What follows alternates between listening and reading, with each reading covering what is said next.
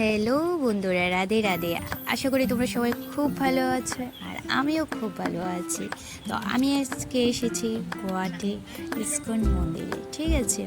আর দেখতে নাকি শুনেছি খুবই খুবই খুবই সুন্দর, অনেকে বলেছে এই মন্দিরে আসার জন্য। তো চলো আমার সাথে আজকে রাধা রানী আর শ্রীকৃষ্ণের সাথে দেখা করে নিয়ে আসি তোমাদেরও, ঠিক আছে। চলো। আর আজকে সকাল থেকে খুব খুব খুব বৃষ্টি ছিল, ঠিক আছে। তো বৃষ্টিটা একটু থামলো, ভাবলাম চলো ইস্কন মন্দিরে তাহলে ঘুরেই আসি। দেখো চারিদিকটা কত না সুন্দর। এখানে কাজ করছিল ওরা, ঠিক আছে, কারণ বৃষ্টি পড়ছিল অনবরত, তার জন্য সবার যেমন যেতে আসতে সুবিধা হয় তার জন্য। দেখো কত সুন্দর, একটু অনেকটা জায়গায় উপর উঠতে হলো। আমি আর মাম্মাম আমরা যাচ্ছি, আর সাথে মা ছিল, সবাই ছিল আরও, ঠিক আছে। দেখো উপরে থেকে দৃশ্যটা কত সুন্দর দেখতে, খুব সুন্দর। আমার না এরকম জায়গা খুব খুব খুব বেশি পছন্দ। আশা করি তোমরাও খুব এরকম জায়গা খুবই পছন্দ হবে, ঠিক আছে। এরিয়াটা দেখো, জাস্ট এরিয়াটা দেখো কত সুন্দর। চলো আমরা মন্দিরে এসে পড়লাম, ঠিক আছে। হচ্ছে প্রভুজি,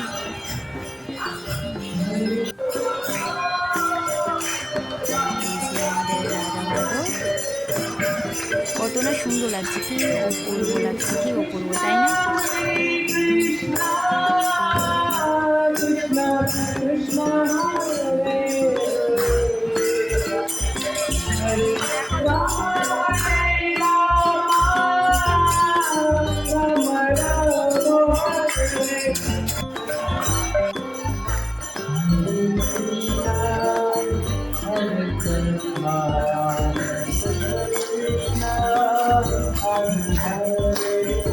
আর এখানে কীর্তন হচ্ছিল, শুনতেই পাচ্ছ আশা করি।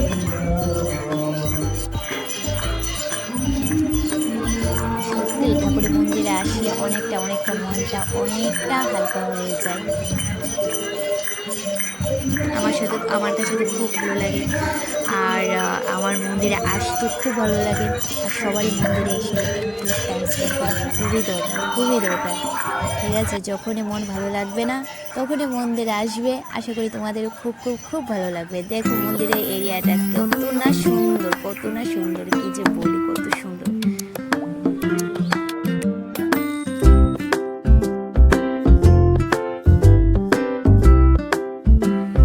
হয়ে গেল মন্দির ঘোরাঘুরি, ঠিক আছে।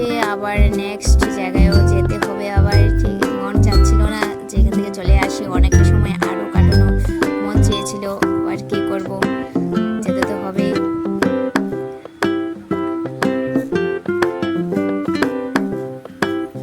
দেখো কত কত সুন্দর এরিয়াগুলা, কত ভালো লাগছিল দেখতে। চলো বাড়ি যাওয়ার সময় এসে গেছে।